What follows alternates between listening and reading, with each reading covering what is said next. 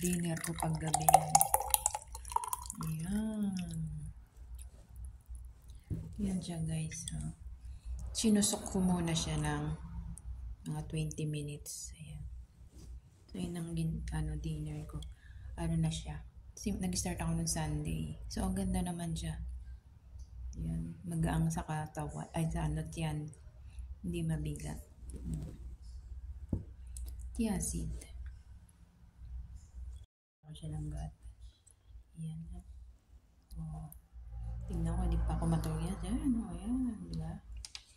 Wow, ayan na siya. Oh, para siyang milk tea. Para siyang sesame seed. Pala siya guys. Ayan na pala siya. Diba? So yun ang dinner ko ngayon.